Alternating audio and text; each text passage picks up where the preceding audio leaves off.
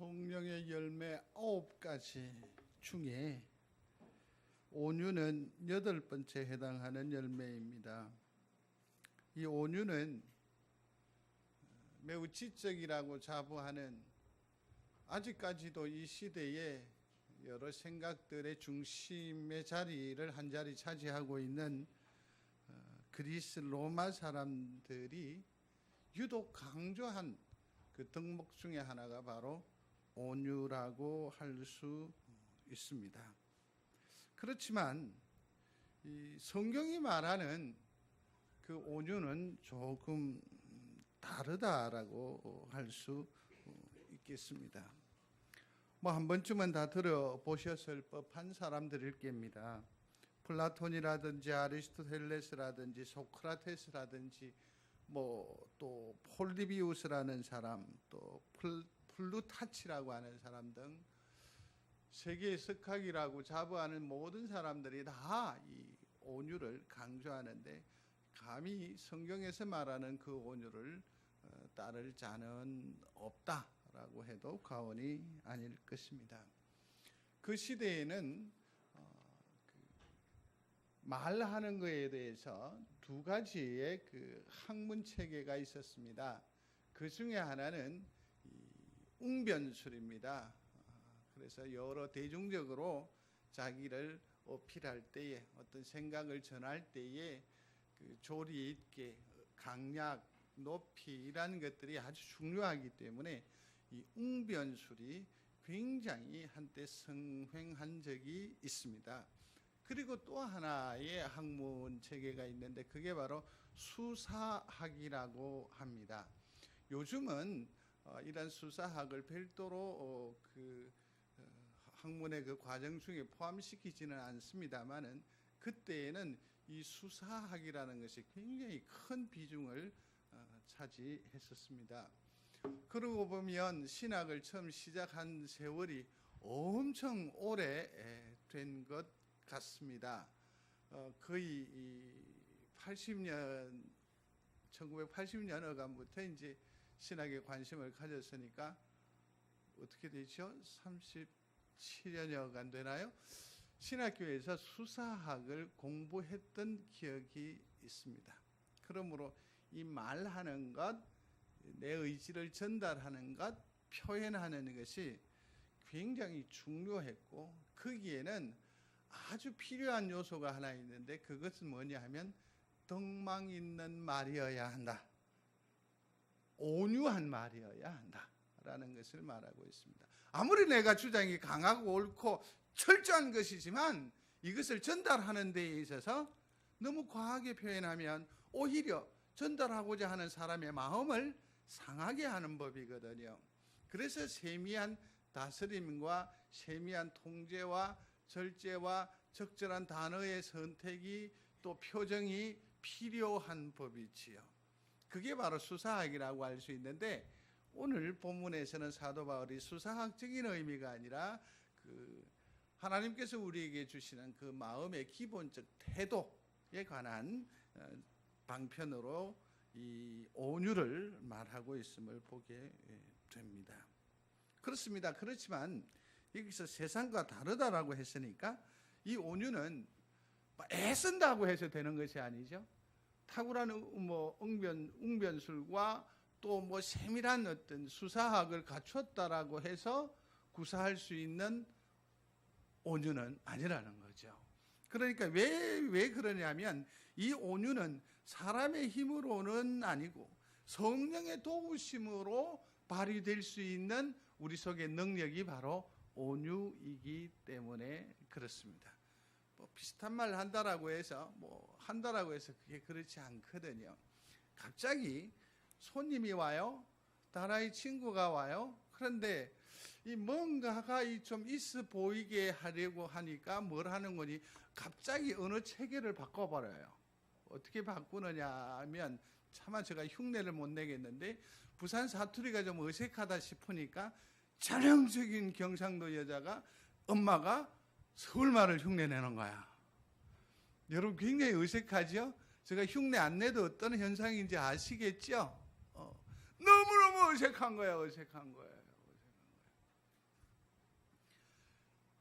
훈련으로 되어지는 것이 아니죠. 어색해요. 드러나게 될 수밖에 없어요. 그러므로 이 성경에서 말하는 이 온유는 성령에 의해서 발현되는 거고 표현되는 것이고 드러나는 것이지요. 우리가 하나의 예를 들어서도 이 할렐루야 한번 해보시겠습니다. 할렐루야. 이게 혼자서 한번 해보면 참 이게 어색할 때가 있습니다. 할렐루야 해야 돼. 할렐루야. 이게 정말 힘들어요. 그죠?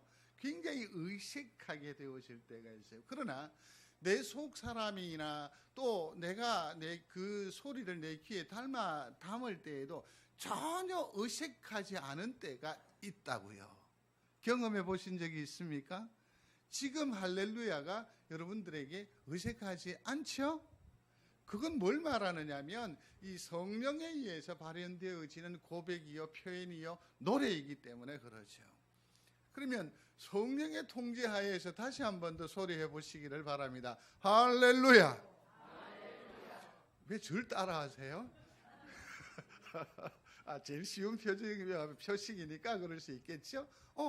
성령의 인도에 따라서 할렐루야는 정말 편하네요.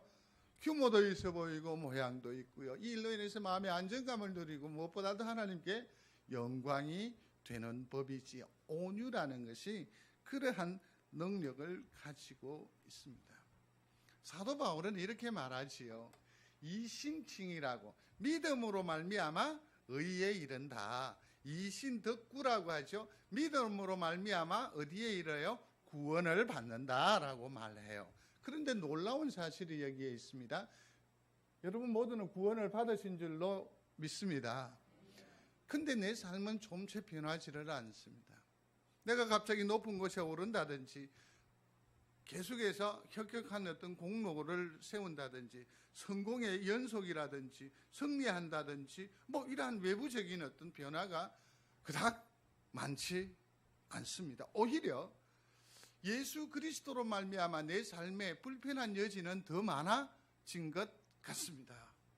어떤 때는 심하게 핍박을 받기도 하고 어떤 때는 왕따를 당하기도 합니다.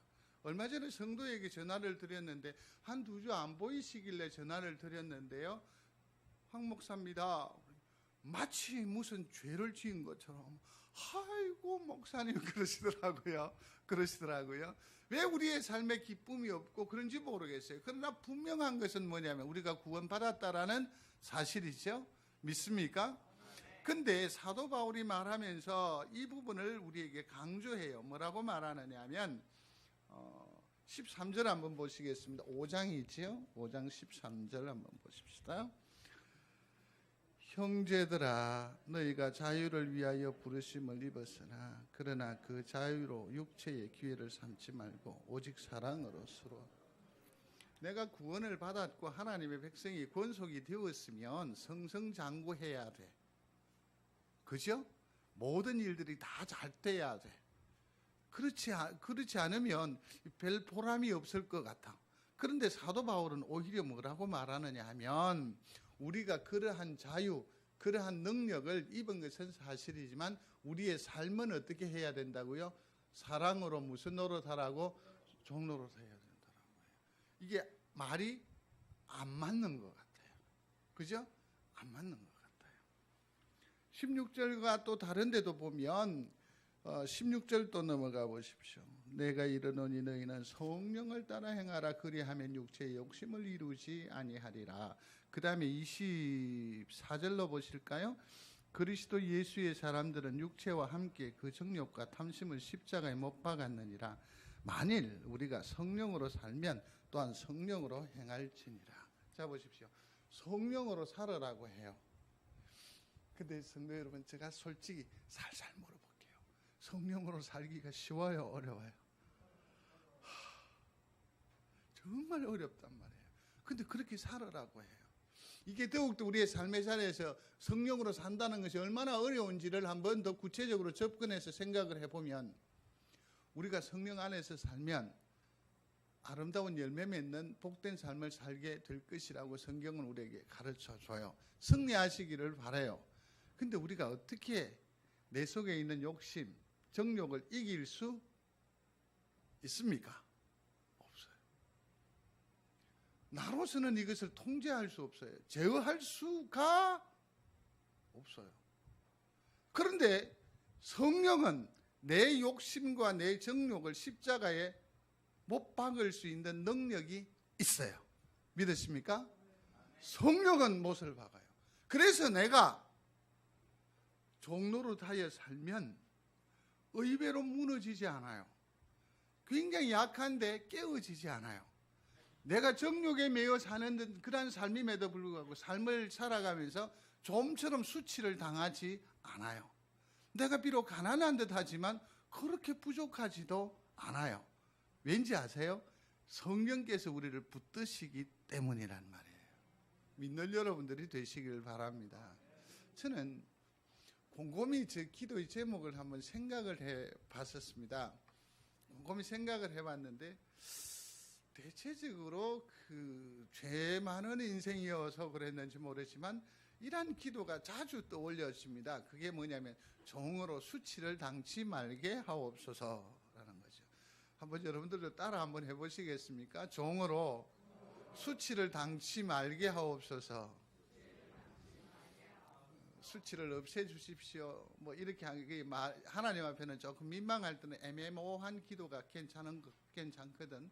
수치를 당치 않게 하옵소서. 조금 한 번 더 걸러가는 거죠. 생각해 보면요, 이게 엄청난 응답이었다라는 것이요.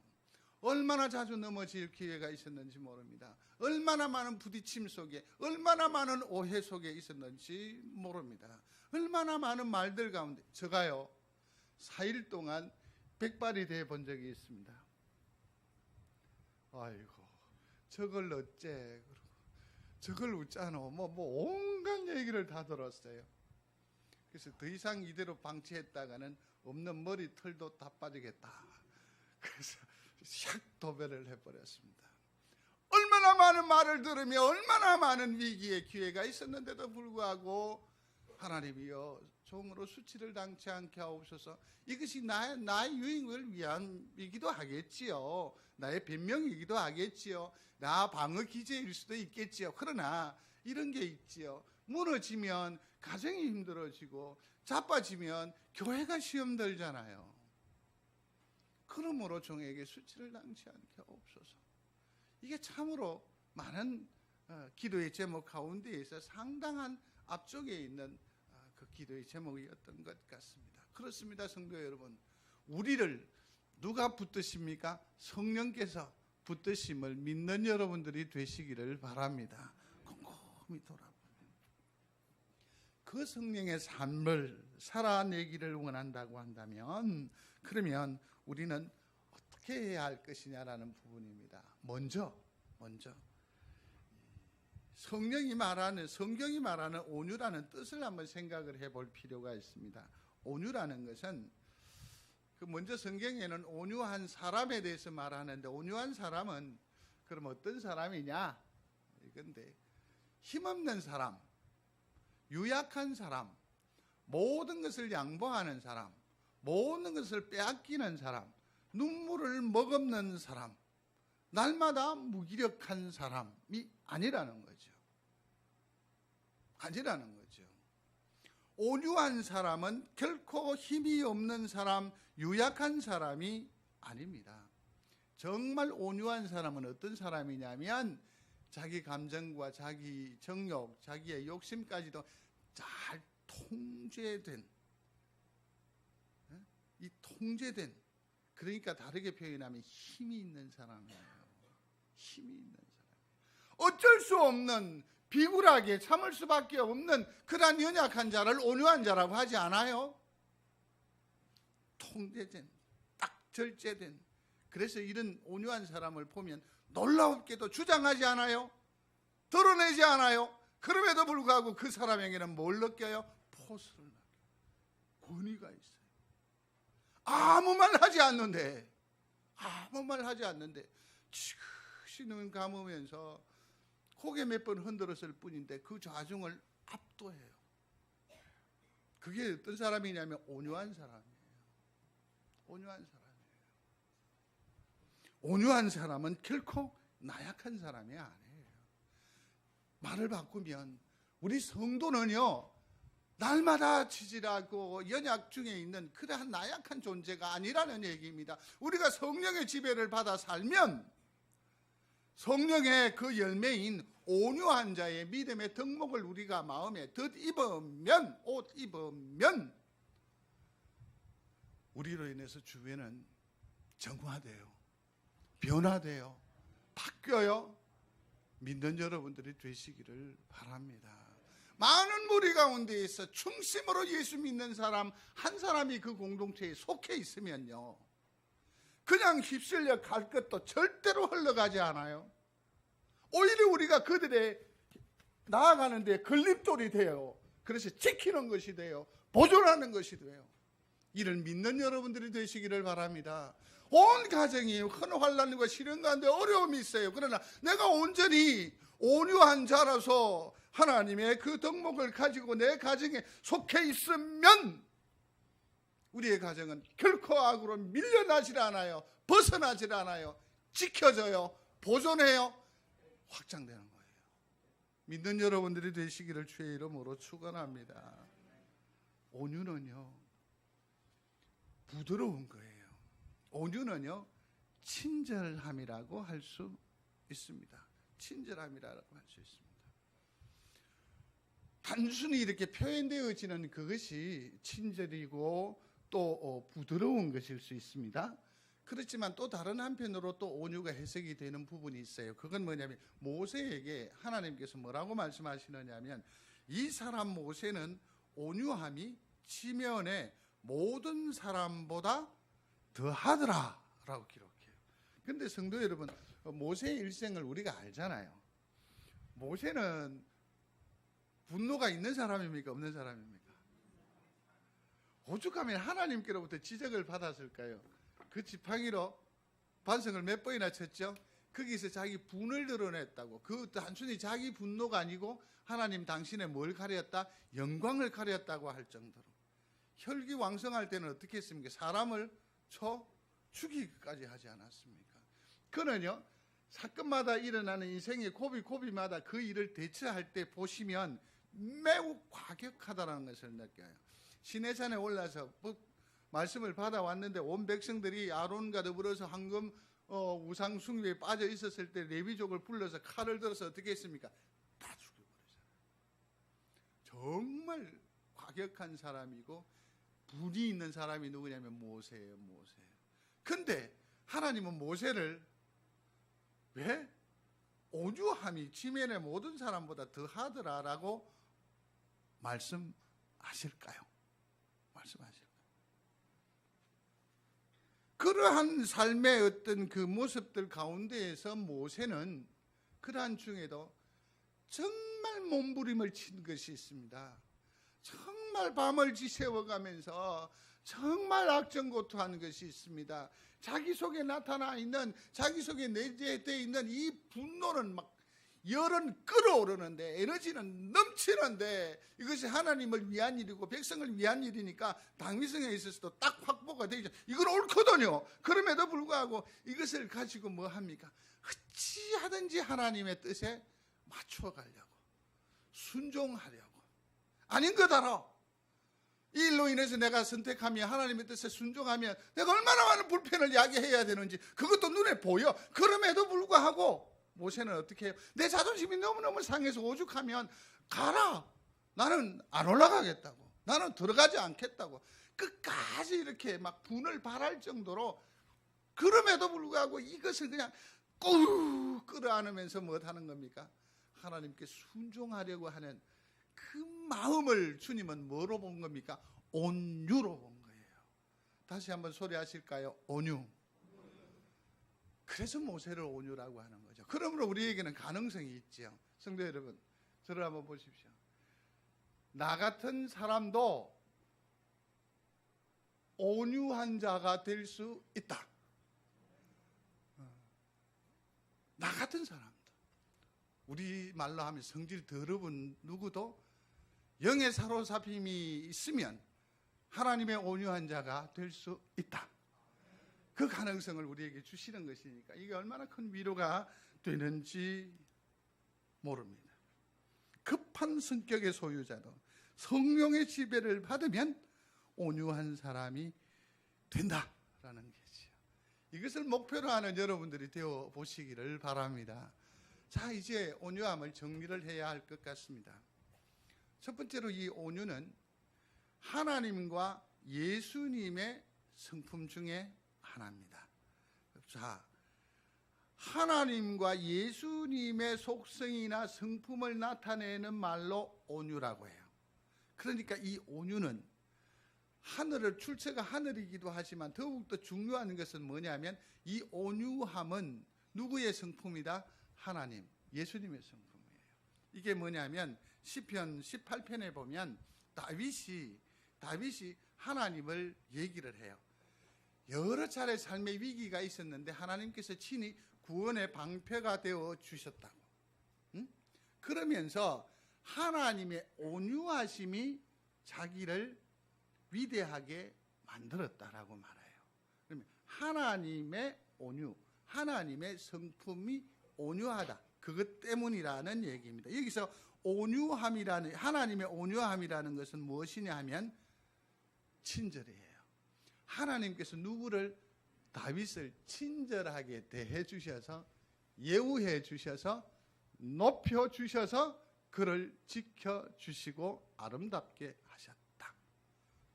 그렇게 고백합니다.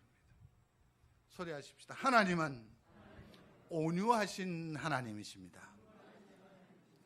마태복음 11장 29절에 뭐라고 말합니까? 주님께서 내 마음이 아시죠? 온유하고 겸손하니 그랬습니다. 주님의 마음은 무엇이죠? 온유함입니다.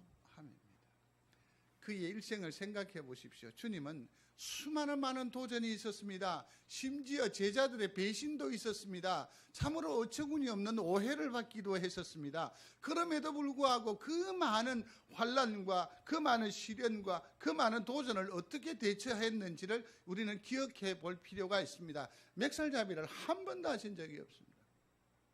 따로 불러놓고 지도하지도 않으셨습니다.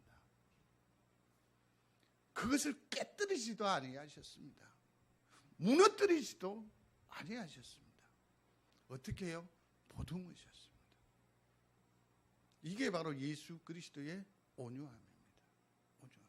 우리는 완력으로 또 혹은 제도적인 어떤 엄청난 개혁으로 삶을 변화시킬 수 있다라고 생각을 하는데 주님은 그렇지 않았습니다. 그래서 주님은 사회 운동가로 역사하지 않으셨습니다. 기독이 사회에 대해서 책임을 져야 하는 것은 맞습니다. 그렇지만 기독교회가 십자가를 들고 광장으로 나가는 것은 옳지 않습니다. 그들에게 영향을 줘야 돼요. 영향을 줘야 돼요. 그러나 십자가로 나가는 건 옳죠. 왜? 주님은 절대로 그렇게 하지 않으셨습니다. 어떻게 하셨습니까? 그들을 보듬어 주셨습니다. 기다려 주었습니다. 용납했다라는 거죠. 한마디로 표현하면 주님의 사회 계획은 무엇입니까? 보듬는 것이었습니다. 온유함이었습니다. 이를 바라보는 우리 성도들이 되시기를 중심으로 소원합니다. 아이가 길을 갑니다. 근데 그 앞서 엄마하고 아빠가 한 애를 이렇게 안고 큰아이는 이렇게 걸어가는 것을 유심히 마트에서 봤습니다. 아버지 뒷모습하고 똑같더라고요. 어찌 그럴까? 한참 지나다가 다시 보니까 그 의자에 이렇게 앉아가지고 발을 통통통 하는데 이게 너무 또 이쁜 짓이잖아. 주목해서 이렇게 봤더니 샌들을 신은 저 아빠 발가락까지도 닮았더라고요. 여러분들도 우리도 자녀들 보시면 아시잖아요. 엎어져 잘 때 이래 있는 게 저 아빠하고 똑같죠? 똑같아요. 우리가 하나님의 자녀이고 예수 그리스도의 제자라고 한다면 최소한 우리의 행실이나 우리의 모습 가운데에서 예수가 드러나야 하지 않을까요? 하나님께서 우리로 말미암아 드러나야 하지 않을까요? 주께서 우리에게 말씀하십니다. 내가 온유하니 너희도 뭐하라고? 온유하라고 말하십니다. 이것이 오늘 우리 성도들의 삶의 큰 도전이 되시기를 중심으로 소원합니다. 그렇습니다. 우리도 온유한 삶을 살아내어야 합니다. 이것이 바로 성령이 주시는 열매, 그러니까 이런 거죠. 한번 보십시오. 내 속에서 온유한 열매를 전에 볼 수 없었던 성품이잖아요. 그죠? 그런 것들을 이렇게 봅니다. 이것을 봐요. 이것을 보고 또 내가 볼 뿐만 아니라 주변 사람들이 이것을 느껴요. 느끼면서 무엇을 우리는 얻을 수 있는 유익이 뭐냐면, 어호라, 내 속에 없었던, 나로서는 어떻게 할 수 없었던 영의 열매가 어디에 맺혔다? 내 속에 맺혔다. 그러면 나는 구원받은 백성이 맞네? 여기 이럴 수 있다라는 거죠. 그렇게 해서 이 구원이 확정되고 견고해져 가는 거예요. 견고해져 가는 거예요. 그리고 알지 못하게 내 삶은 뭐가 됩니까? 예수를 나타내는 삶이 되는 거죠. 억지로 애쓰지 않아도 말입니다. 온유한 열매가 우리 성도들의 삶의 자락에 가득하게 되기를 중심으로 소원합니다. 근데 사도 바울은 이 온유함을 얘기하면서 특별히 어떠한 부류의 사람들은 유난하게 온유해야 된다라고 말하고 있습니다. 누구일까요? 가르치는 사람입니다. 요즘 무슨 공간 사병들이 당하는 사모, 갑질 이러면서 또 목사는 어쩔 수가 없어요. 제 친구는 만나면 하나은행 해운대 지점 그어서 왼쪽으로 가면 일하는데 저는 어떻게 하죠? 송정제일교회에서 오른쪽으로 돌아가면 이렇게 설명을 하거든요. 그러니까 이 초점이 아마 그렇게 맞춰질 수밖에 없는 것 같아요. 근데 그 사모님이 종교와 상관없이 주일 되면 자기 교회 출석하는데 데리고 갔다라고 그러죠. 그것을 대표적인 뭐로? 갑질로 또 얘기를 하더라고요. 갑질로 얘기하더라고요. 사실은 요즘 세상에 누구든지 높은 자리가 매우 부담스러울 거예요. 열심히 공부해서 높은 자리에 오르면 그건 못해요. 그죠? 이렇게 하면 갑질이 되고 저것도 갑질이 되고 이래도 비판과 지탄을 받게 되니까 참 그치 그런 얘기겠지. 요즘 집값 부동산 대책 때문에 엄청나게 어려워지잖아요. 그렇죠? 이게 2가구가 된다든지 그렇지 않으면 전세 임대차 신고를 해야 되니까 세금을 더 많이 물어야 될 테고 이러니까 너무너무 불편해요. 근데 권사님이 저보고 그러더라고요. 집 없는 나는 뭡니까? 이러 묻더라고요. 이거 답이 궁여가지고 권사님은 행복한 사람이네요. 그렇게 하고 말았습니다. 요즘 굉장히 어려운 시대를 살아가고 있는 것은 사실입니다. 근데 성도 여러분, 이 갑질이라는 것이 요즘 들어서 화두가 됩니다마는 사실은 우리 중에도 엄청난 갑이 자리하고 있음을 인정하는 여러분들이 되시기를 바랍니다. 우선요. 내게는 갑이 없습니까? 항상 피해만 받습니까? 전혀 그렇지 않습니다. 내게도 의외로 갑이 많이 자리하고 있습니다. 특별히 제일 심한 게 뭐냐면 목사의 갑질은 이거는 아무도 감당을 못합니다. 왜냐하면 목사의 갑질은 뭐냐면 영의 권위를 입고 있잖아요. 사자라고 하잖아. 그러니 오늘 한국 교회는 정말 제1차적으로 정리해야 될 갑 중에 갑은 목사의 갑질이어야 돼요. 다음은 뭔지 아세요? 직분자들의 갑질이에요. 우리가 얘기할 때도 그렇죠. 어려움이 있다 이러면 기도하는 사람이 뭐라냐? 아이고, 네 그래가 안 되는 기라 기도해라. 그러니까 기도 안 하고 영의 사로잡혀야 되는 기라. 근데 그 사람에게 이게 스트레스가 될까요? 안 될까요? 다시 분명히 태도를 표시하십시오. 될까요? 안 될까요? 그렇게 하면 사는 것인 줄 왜 몰라요? 근데 삶의 자리 그게 뒷받침하지 못하는가 봐요. 그러면 그것마저도 뭐가 되죠? 스트레스가 되고 상대방의 은혜로운 행위가 내게는 뭐가 되죠? 갑질이 돼버려요. 이러한 세상을 지금 우리는 살아가고 있습니다. 살아가고 있습니다. 어떻게 해야 될까요? 어떻게 해야 될까요? 특별히 은혜 받은 사람은, 특별히 위치가 있는 사람은, 특별히 힘을 가지고 있는 사람은, 특별히 여유를 가지고 있는 사람은 성경은 말해요. 온유하라고, 부드럽게 하라고, 친절하게 하라고.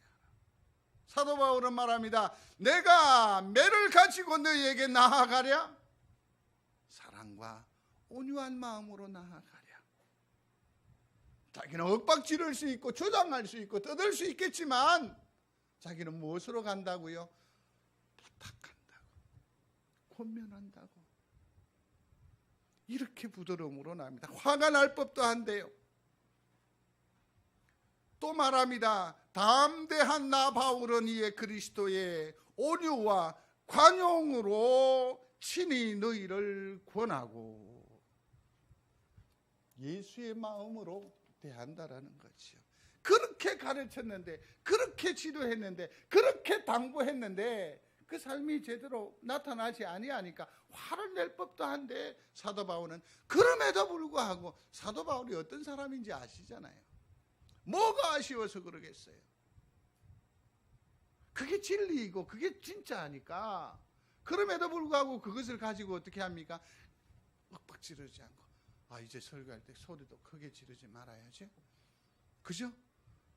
사도 바울은 그런 심정이에요 지금. 그치든지.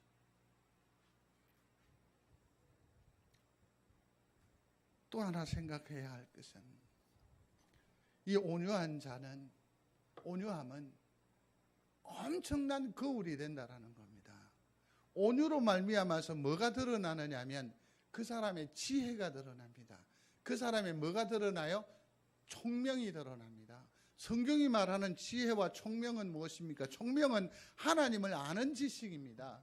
또 성경이 말하는 지혜는 성경을 말하는 겁니다. 우리가 온유함 이 자체로 뭐냐 하면 내가 하나님을 아는 사람이라는 것이 거울로 비춰지는 거죠. 성도 여러분, 온유함에 있어 승리하는 성도가 되시기를 주의 이름으로 축원합니다. 이 온유함에 승리하게 되면 하나님의 구원의 복을 받습니다. 아멘. 하나님 앞에 우리가 온유한 자가 되면 그가 받는 복은 하나님께서 주시는 깨달음이 있습니다. 깨달음이 있습니다. 분주하게 무엇이든지 열정적으로 투자하고 시도하는 삶 존경합니다. 존중합니다. 그러나 놀라웠게도 우리가 하나님의 음성을 듣는 것은 열정적으로 달려가는 그때가 아니라, 기도의 응답도 한번 보시면 주여 하고 아주 열정적으로 갈 때 응답이 있던가요? 거기에서 은혜라는 것이 무엇이던가요? 속 시원하다는 거죠. 커피숍에서 막 수다 떨고 나서도 얻을 수 있는 유익이 뭐죠? 속 시원한 거죠, 친구들하고. 그러나 응답은 어느 때 오던가요? 밤을 새워 기도했는데 응답이 없어. 거의 탈진할 지경에, 그때에 뭐가 들려와요? 음성이 비로소 그때 와요. 열정적이고 도전적이고 투자하고 시도하는 것도 중요하지만 온유함으로 내 심령을 침잠하게 하고 부드럽고 여유와 사건에 간격을 두고 찬찬히 그 일을 섬겨 나가면 그 사이에 하나님의 지혜와 총명이 드러나게 돼요. 그것을 보면서 뭘 할 수 있어요? 깨달을 수 있어요. 이게 바로 온유함이 주는 유익이라고 할 수 있습니다. 또 이 온유함이 주는 세 번째 복은 만족감입니다. 소리하십시오. 만족. 이 땅의 삶을 살면서 도대체 만족할 수 있을까요? 그렇지 않죠? 그렇지 않죠. 왜 그러지 않습니까? 살려달라고 해서 살려줬더니 보따리 찾는 거죠. 한 번은 복도를 갔는데요. 복도를 갔는데 이제 그 형이 이 오른쪽 손가락을 이렇게 해가지고 손을 이렇게 치켜들고 이렇게 복도를 아프니까 딱 하면서 씩씩 웃더라고요. 그래. 안 아프요? 뭐 그리 자꾸 그리 웃어? 눈을 해가지고 안대를 위해 빵개 같은 걸 하나 이렇게 더 엎겨. 저 봐라, 지는 이래가 다니면서도. 그러면서 제가 그 형한테 이런 얘기를 한 적이 있어요. 그게 그런 게 보이요? 내가 그랬죠. 보이요? 아이, 난 이만하면 다행 아이가, 임마. 난 그게 좋은 믿음이라고 생각을 합니다. 그러나, 낫게 해줬더니 어떻게 해요? 또 다른 불편을 가지고 또 하나를 또 하고, 또 하고, 또 하고. 그러나, 영에 온유한 사람은 어떠한지 아십니까? 하나님께서 내게 주신 은혜 그 자체가 그냥 만족이고 늘 감사인 줄로 믿습니다. 이란 마음을 얻어요. 어떠한 사람에게? 온유한 사람에게. 마음이 온유한 자가 되시기를 중심으로 소원합니다. 마음이 온유하면 또 네 번째는 하나님께서 땅을 기업으로 주신다고 했습니다. 뭐라고 했습니까? 마음이 온유한 자는 땅을 기업으로 받을 것이라. 온유한 자 복이 있나니. 그 다음 뭐죠? 땅을 기업으로 받겠네. 아멘. 알잖아요, 우리가. 근데 잘 안 되는 것 같아요. 온유한 자의 복, 기업으로 누리는 우리 성도들이 되시기를 중심으로 소원합니다. 말씀을 그치겠습니다. 온유는 하나님의 것입니다. 온유는 예수 그리스도의 성품입니다. 그럼에도 불구하고 우리가 그의 자녀이고 그의 권속이기 때문에 그를 100% 같을 수는 없겠지만 그러나 담는 성품은 우리에게 담을 수 있다. 믿으시면 아멘. 네. 그러므로 이 온유함을 위해서 기도하는 여러분들이 되시기를 바랍니다. 하나님이여 나로 하여금 온유한 사람이 되게 하시고 온유한 영의 사람이 되게 하시고 온유로 권면하게 하시고 온유로 섬기게 하시고 온유로 땅의 기업을 누리는 주의 사람 되게 하옵소서. 시편 37편 11절에 온유한 자들은 땅을 차지하며 풍성한 화평으로 즐거워하리로다. 온유한 자가 되시기를 바랍니다. 고마우신 아버지 하나님,